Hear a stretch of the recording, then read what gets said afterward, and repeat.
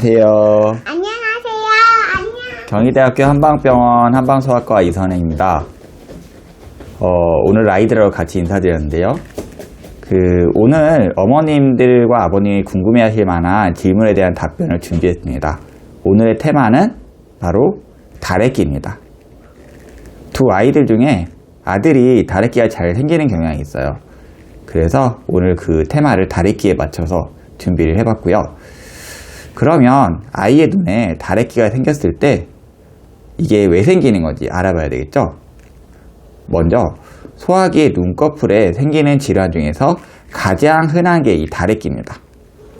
이 다래끼는 주로 눈꺼풀 피지선의 포도상구균 감염으로 주로 발생하게 됩니다.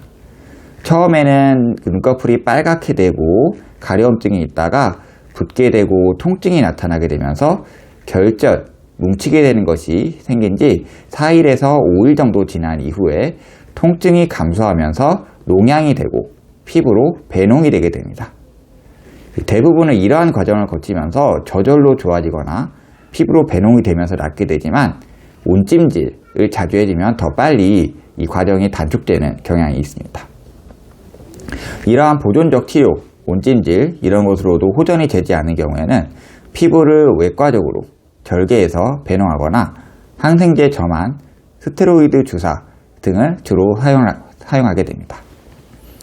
한의학에서는 맥립종이라는 개념이 다래끼에 해당이 되는데 이러한 맥립종은 식체로 인해서 비위에 습기와 열이 쌓이게 되면 비위 기능과 관련이 있는 눈꺼풀에도 열이 쌓이게 되고 이로 인해서 기혈이 뭉치게 되면서 발생한다고 봅니다.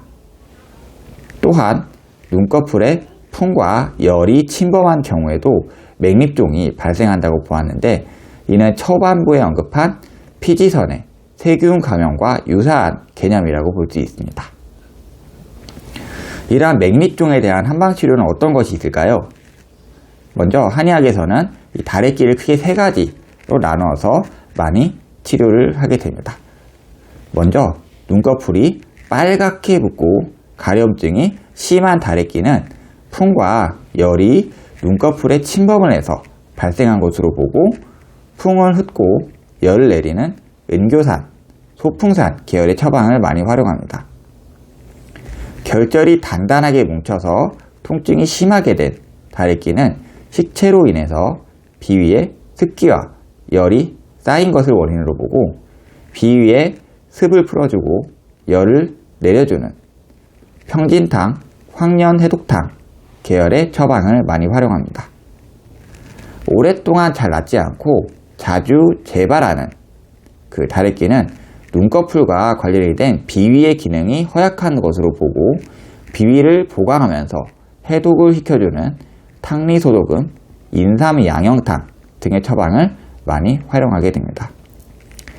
그리고 코끝에 소료혈이라는 혈자리가 있는데 이 부분을 자극을 해서 몇 방울 정도 사혈을 해주면 열이 내리면서 다래끼의 배농이 촉진되는 효과가 있습니다.